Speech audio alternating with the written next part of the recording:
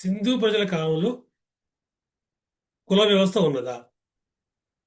ఈ అంశాన్ని మనము వారి సామాజిక వ్యవస్థ దృష్ట్యా చూడాల్సి ఉంటుంది. సింధు నది లోయ నాగరికత గురించి మనము చాలా విషయాలు ఇప్పటికే నేర్చుకున్నాం.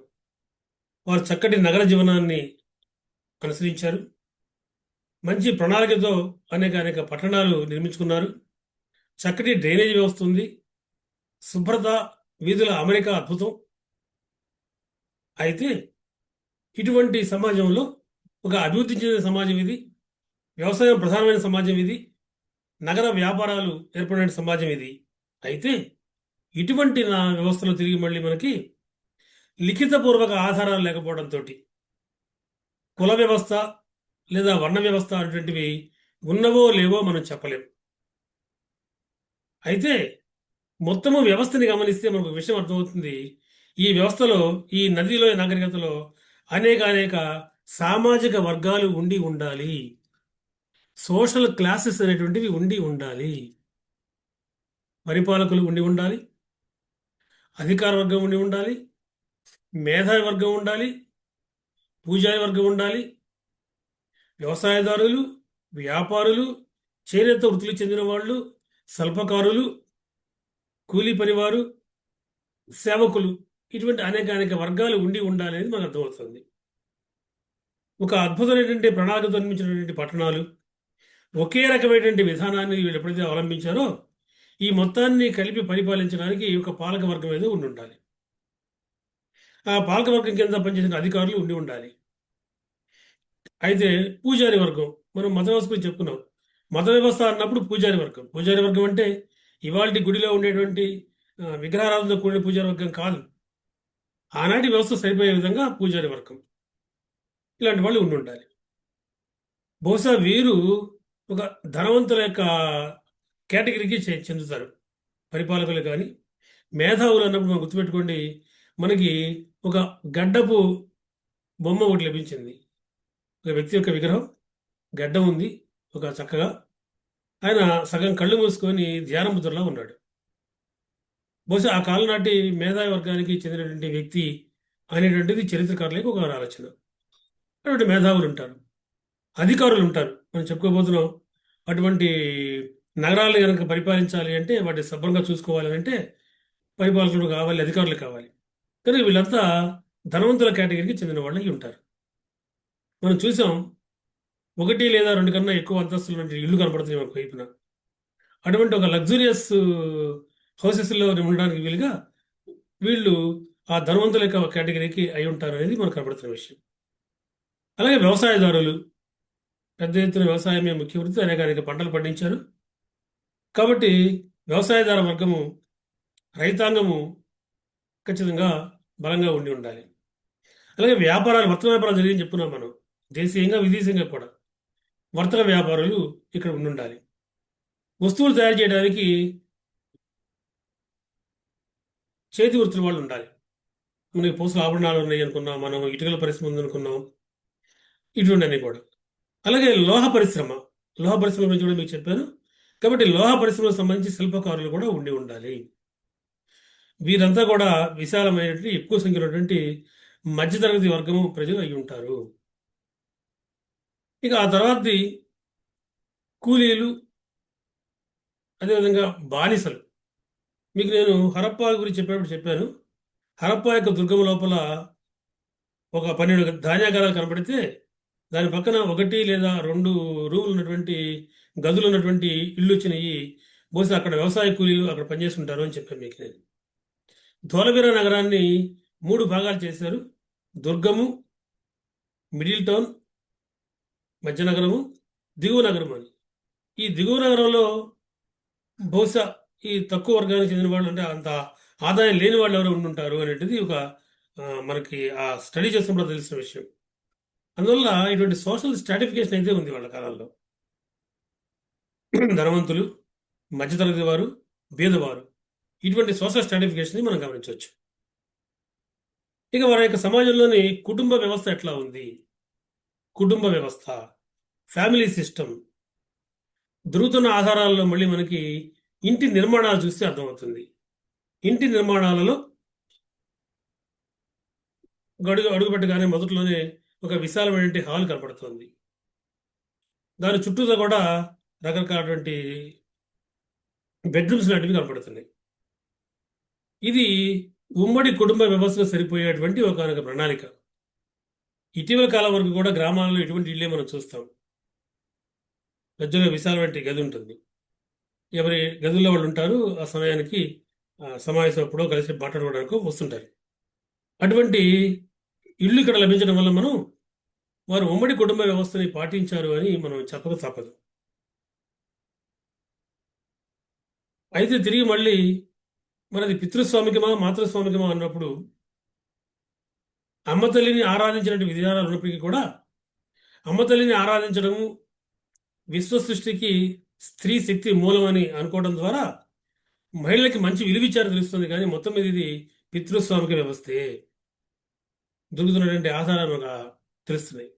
కనుక ఇది పితృస్వామిక వ్యవస్థే, మహిళలకి విలువనిచ్చే సమాజము ఇంతవరకు మనం చెప్పచ్చు. కాబట్టి వివిధ రకాల వృత్తులు ఉన్నాయి. ఈ వృత్తుల ఆధారంగానే తిరిగి మళ్ళీ మనకి గ్రెడేషన్ జరుగుతోంది. అందువల్ల వాళ్ళ యొక్క వ్యవస్థలో మనం చూడాల్సిన అంశాలు ఇవి. ఇక వారి యొక్క వారసత్వం ఇటువంటి వాటి గురించి చూసినప్పుడు సర్వసాధారణంగా సామాజిక వ్యవస్థను చూస్తాం మనం. అటువంటి వారసత్వానికి సంబంధించినటువంటి ఆధారాలు ఎక్కడ మనకు లభించలేదు, అవకాశం లేదు. భవిష్యత్తులో కనుక ఏదన్నా ఆ వ్రాతపూర్వక ఆధారాలు బయటపడితే తప్ప. సాధారణంగా ప్రజలు మంచి ఉల్లాసవంతమైన జీవితాన్ని గడిపారు. రకరకాల క్రీడలు వీళ్ళకి తెలుసు. చదరంగం, ఈ డైస్ ముద్రికలు లభించాయి మనకి. వేట, సంగీతము, నృత్యము ఇవి వాళ్ళకి వినోదాలు అని అర్థమవుతుంది. పిల్లలు ఆడుకునే బొమ్మలు అనేకము ఈ మట్టి బొమ్మలు లభించాయి మనకి. కనుక ఈ పిల్లలు ఆడుకునే మట్టి బొమ్మల దగ్గర నుంచి కూడా వాళ్ళ యొక్క సాంస్కృతిక జీవన విధానం అర్థమవుతుంది. కనుక ఉల్లాసవంతమైన జీవితాన్ని వీళ్ళు గడిపారని మటుకు మనం స్పష్టంగా చెప్పవచ్చు. ప్రజలు ప్రతి ఉన్ని దుస్తులు ధరించారు. రకరకాల లోహాల గురించి మనకు తెలుసు. బంగారము, వెండి, ముత్యాలతో చేసిన హారాలు, గాజులు, చెవి ఆభరణాలు వీళ్ళు ధరించేవాళ్ళు. అంటే అలంకరణ ప్రియులు వీళ్ళు. అలంకరణకి బాగా ఎక్కువ విలువిచ్చారు. త్రవ్వకాల్లో మనకి అద్దాలు లభించినాయి, దువ్వెనలు లభించినాయి, పౌడర్ లభించింది, మేని పూత, మై పూత అంటారు తెలుగులో, లిప్స్టిక్ కూడా లభించింది. కాబట్టి ఇవి మనం ప్రత్యేకంగా గుర్తుపెట్టుకోవాల్సిన అవసరం ఉంది వాళ్ళ అలంకరణకు సంబంధించి. మహిళలు ఇవాళ సాధారణ భారతీయ మహిళలు గ్రామాలలో ఎటువంటి దుస్తులు ధరిస్తారో అటువంటి దుస్తులే వాళ్ళు ధరించినట్టుగా విగ్రహానికి మనకు అర్థమవుతుంది. జడ కొప్పులు, వివిధ రకాల కొప్పులు ఆ యొక్క విగ్రహాల ద్వారా మనకు అర్థమవుతుంది. ఇటువంటి జుట్టుని అలంకరించుకోవడం, కేశాలంకరణ చాలా ప్రధానంగా ఇక్కడ మనకు కనపడుతుంది. ఇవి మనం వాళ్ళ యొక్క సామాజిక వ్యవస్థను చూసినప్పుడు మనకు అర్థమయ్యే విషయాలు. ఇంకొక ముఖ్యమైన విషయం ఏంటంటే, ఈ ప్రాచీన కాలంలో నదీలో నాగరిక కాలం నాటికి అక్కడక్కడ ఉన్న సమూహాలని కూడా పూర్తిగా ప్రపంచం అంతా తిరుగుతూ వచ్చారని, ఒకరితో కలిసిపోయారని ఇటువంటి వివరణ కనబడుతుంది యాంథ్రోపాలజీలో. యాంథ్రోపాలజీ తిరిగి మళ్ళీ ఏం చేస్తుంది అంటే, కొన్ని రకాలైనటువంటి అస్థిపంజరాలని, పుర్రెలని గమనించి కొన్ని రేసెస్గా దాన్ని విభజించింది. దొరుకుతున్న అస్థిపంజరాలు ఎక్కడైనా కానీ ప్రపంచం అంతా. ఆ రేసెస్లో జాతులలో ఒకటి మెడిటరేనియన్ జాతి, రెండవది ప్రోటో ఆస్ట్రలాయిడ్, మూడవది మంగోలాయిడ్, నాలుగవది నేగ్రాయిడ్, ఐదవది ఆల్పైన్. ఈ రకంగా దొరుకుతున్న అస్థిపంజరాల గురించి స్టడీ చేయడం ద్వారా మనము వాళ్ళకి జాతి గురించి చెప్పొచ్చు, రేస్ గురించి చెప్పొచ్చు. ఇక్కడ మనకి సింధు నగరాల్లో కనుక గమనించే పని అయితే, ఇప్పుడు నేను మీకు చెప్పినటువంటి అన్ని రకాలటువంటి అస్థిపంజరాలు లక్షణాలతో మనకు కనబడుతున్నాయి. కొన్ని ఎక్కువ సంఖ్యలో, కొన్ని తక్కువ సంఖ్యలో. ఇందులో ఎక్కువగా మనకి సింధు ప్రజలలో మెడిటరేనియన్ లక్షణాలతో కూడినటువంటి అస్థిపంజరాలు ఎక్కువ లభించినాయి, పుర్రెలు ఎక్కువ లభించినాయి. మెడిటరేనియన్ జాతి అని ఎందుకంటామంటే, ఈ జాతికి సంబంధించినటువంటి వాళ్ళు పూర్వం ఐరోపా, దక్షిణ ఐరోపాలో అంటే మధ్యధరా సముద్రము, దాని చుట్టుపక్కల ప్రాంతం, ఒకవైపున ఐరోపా ఉత్తరంగా, దక్షిణంగా తిరిగి మళ్ళీ ఆఫ్రికా, పశ్చిమంగా ఆసియా, ఈ మధ్యలో ఉంటుంది. కాబట్టి ఈ ప్రాంతానికి చెందినటువంటి ప్రజల యొక్క అస్థిపంజరాలు లాంటివి, పుర్రెలు లాంటివి ఎలా ఉంటాయో అటువంటివి కూడా కొన్ని ఇక్కడ లభించినాయి. నిజం చెప్పాలంటే సింధు ప్రజల్లో లభించిన వాటిలో ఎక్కువ ఈ మెడిటరేనియన్ జాతికి చెందినవే ఉన్నాయి. సర్వసాధారణంగా వీరికి మనకి కొన్ని ప్రత్యేక లక్షణాలు ఉంటాయి. వారి యొక్క చర్మం గురించి కానీ, జుట్టు గురించి కానీ ఇటువంటి వాటిని దృష్టిలో పెట్టుకొని ఈ రేసెస్ని విభజిస్తారు. ఉదాహరణకి మెడిటరేనియన్ రేస్ కనుక ఏమైతే గోధుమ రంగు చర్మం కలిగి ఉంటుంది, సన్నని ముఖ నిర్మాణం ఉంటుంది, సూటిగా లేదా అలలతో ఉండేటువంటి జుట్టు ఉంటుంది. మన యొక్క హరప్పా నగరాలలో ఇటువంటివి ఎక్కువ లభించాయి. కాబట్టి ఈ సింధు ప్రజల యొక్క ప్రధానమైన జాతి ఏదంటే మనం చెప్పాల్సి ఉంటుంది మెడిటరేనియన్ జాతి. అదేవిధంగా ప్రోటో ఆస్ట్రలాయిడ్ కొంత విశాలమైన ముక్కు, వంకర జుట్టు, ముదురు చర్మము ఇటువంటి లక్షణాలు కనబడుతుంటాయి మనకి. ప్రోటో అంటే ప్రాచీన అని అర్థం. ఆస్ట్రలాయిడ్ అంటే ఈ ఆస్ట్రేలియా స్థానిక లక్షణాలు కలిగి ఉండటం. ఈ ప్రోటో ఆస్ట్రలాయిడ్ యొక్క అస్థిపంజరాలు కూడా మనకి పెద్ద ఎత్తునే ఈ సింధు నగరాల్లో లభించాయి. మెడిటరేనియన్ తర్వాత ఎక్కువ సంఖ్యలో మనకు కనబడుతున్నవి ప్రోటో ఆస్ట్రలాయిడే. ఇంతకుముందు మీకు చెప్పాను నేను, మెడిటరేనియన్ ఏమో మనకి ఆ గడ్డపు బొమ్మ ఉన్నటువంటి వ్యక్తి యొక్క విగ్రహము దానికి చెందిన ఆ జాతికి చెందినటువంటిది. నాటికైతే కాంస్య విగ్రహం ఏమో ప్రోటో ఆస్ట్రలాయిడ్కి చెందినటువంటి విగ్రహం. కనుక వీళ్ళు భారతదేశంలో మొదటి నుంచి నివసించిన వాళ్ళు అయి ఉంటారు అంటున్నారు. కాబట్టి హరప్పా నగర నిర్మాతలు ఏమో మెడిటరేనియన్ జాతికి చెందిన వాళ్ళు, మొట్టమొదటి ఇక్కడ ఉన్న వాళ్ళేమో ప్రాచీన స్థానిక తెగలేమో ఈ ప్రోటో ఆస్ట్రలాయిడ్ అస్థిపంజరాలకు ఎవరైతే ఉన్నారో వాళ్ళు. అదేవిధంగా మంగోలియా, చైనా, రష్యా మధ్యలో ఉంటుంది మంగోలియా. ఆ మంగోలియా ప్రాంతాల్లో లభించేటువంటి ప్రజల యొక్క పుర్రెలు ఎట్లా ఉన్నాయో అటువంటి కొన్ని ఇక్కడ లభించాయి. ఆ సన్నని కళ్ళు, సూటి జుట్లు లాంటి వాటితోటి. కాబట్టి అటువంటివి కూడా కొన్ని మనకు కనబడుతుంది. చరిత్రకారులు ఏమంటున్నారు అంటే ఈ మంగోలాయిడ్ లక్షణాలతో ఉన్నటువంటి వాళ్ళు బహుశా వలసలుగా ఈ ప్రాంతానికి వచ్చి ఉంటారు. ప్రారంభంలో ఉండకపోవచ్చు, కానీ వలసలుగా ఉండే కొంది, సింధు నది నాగరికత వ్యాపించే కొంది, అభివృద్ధి చెందే కొంది ఆ పరిణామ క్రమంలో వచ్చి ఉంటారు అంటున్నారు. అలాగే మరొక జాతి ఆల్పైన్. మనకి ఐరోపాలో ఆల్ప్స్ పర్వత శ్రేణి ఉంది.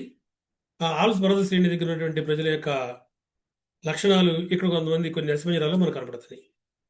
అందులో ఆల్పైన్ లక్షణాలతో కూడా కొంచెం మధ్యస్థ ఎత్తు, అంటే మరీ ఎక్కువ ఎత్తు ఉండరు, మరీ అంత పొట్టిగా ఉండరు, మధ్య రకమైనటువంటి హైట్ కలిగి ఉంటారు. ముఖాలేమో గుండ్రంగా ఉంటాయి, తల కొంచెం నిర్మాణం కొంచెం వెడల్పుగా ఉంటుంది. ఇటువంటి లక్షణాలతోటి కొన్ని పుర్రెలు లభించాయి. ఇవి ఆల్పైన్ లక్షణాలు, ఆల్పైన్ జాతి లక్షణాలు. కాబట్టి మొత్తం మీద చరిత్రకారులు ఏమంటున్నారంటే ఇక్కడ ఎక్కువగా మెడిటరేనియన్ జాతికి చెందిన వాళ్ళు ఉన్నారు. బహుశా హరప్పా నాగరికత నిర్మాతల వాళ్ళు. అదేవిధంగా ప్రోటో ఆస్ట్రలాయిడ్, అదేవిధంగా మంగోలాయిడ్, నీగ్రాయిడ్, ఆల్పైన్ ఈ తెగల చెందిన సమూహాలన్నీ ఉన్నాయి అని తెలుస్తున్నారు. అయితే మనం గుర్తుపెట్టుకోవాల్సి ఉంటుంది, ఈ రేసెస్ని ఈ రకంగా విభజించడం అనేది ఒకప్పుడు అంశం. ఉండే కొద్ది టెక్నాలజీ మారిపోతుంది. అందువల్ల ఈ విభజనని ఇటీవల కాలంలో బాగా తగ్గించేశారు. డిఎన్ఏ ఆధారంగా తిరిగి మళ్ళీ పరిశోధన చేస్తున్నారు. మీకు చెప్పాను, ఒక చోట మహిళా కంకాళాలు లభిస్తే, అస్థిపంజరాలు లభిస్తే డిఎన్ఏ ఆధారంగా వాళ్ళు వాటిని ఇటీవల కాలంలో అనాలిసిస్ చేస్తున్నారు. దాని ద్వారా మనకేం తెలుస్తుందంటే ఇక్కడ ప్రజలు దక్షిణ ఆసియా ప్రాంతానికి చెందిన వాళ్లే అనేటువంటి నూతనమైనటువంటి ఒక విషయం ముందుకు వస్తుంది. కాబట్టి మనము ఈ అంశాలని సామాజిక వ్యవస్థలో చూడాల్సి ఉంటుంది. వీటిని జాగ్రత్తగా గుర్తుపెట్టుకోండి. ఎగ్జామినేషన్ చాలా ముఖ్యమైనటువంటి అంశం కూడా. తర్వాత వీడియోలో మీకు నేను సింధు ప్రజల యొక్క రాజకీయ వ్యవస్థ గురించి చెప్తాను. రాజకీయ వ్యవస్థ మనకు ముఖ్యమైనది. దాని గురించి నెక్స్ట్ వీడియోలో చూద్దాం. ఇంతకుముందే మీకు నేను చెప్పినట్లుగా please subscribe, press the bell, share, like, and also comment on the videos. Those comments will be more useful to you. Thank you. Swasti.